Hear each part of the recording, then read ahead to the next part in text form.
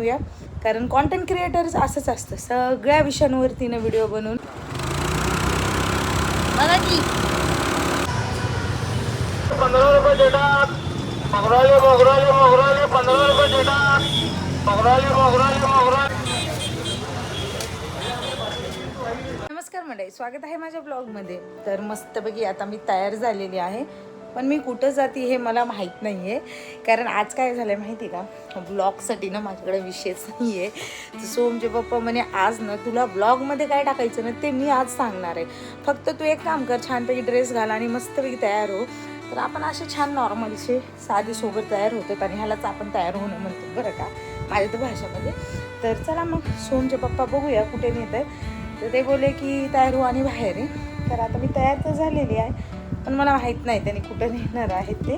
तर आता ती गोष्ट मी तुमच्यावर शेअर करणार आहे आणि तुम्ही पण माझ्याबरोबर मस्तपैकी फिरा. बघूया आपण सोलापूरमध्ये कुठल्या फेमस ठिकाणी येतात. तसं सगळं सोलापूर उलटंपालटं घालून झालेलं आहे, कारण माझा जन्मच सोलापूरचा आहे.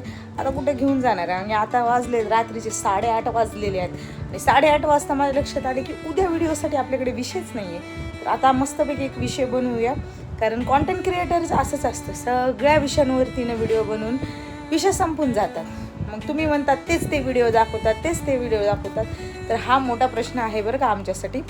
तर चला मग फिरून कुठं चालला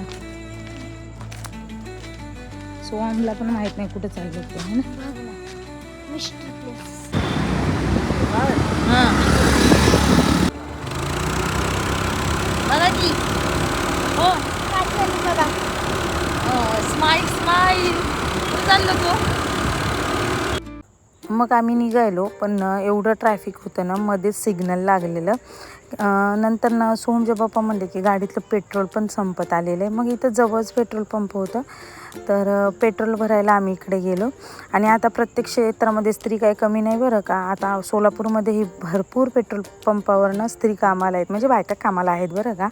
हे सोलापूरमधलं ना तुम्हाला मुंबईची चौपाटी कसं, तसं सोलापूरची चौपाटी म्हणता येईल. इथं होतं टिळक चौक, आणि मग टिळक चौकात आल्याच्यानंतर माझ्या लक्षात आलं की हे काय नाही, जे माझं घराचं मटेरियल घ्यायचं होतं, मी खूप दिवसापासून जे महागं लागली होती, म्हणजे आपलं छोटं मोठं झाडू वगैरे मला घ्यायचं होतं, ते घेऊन जाण्यासाठी मला आले होते.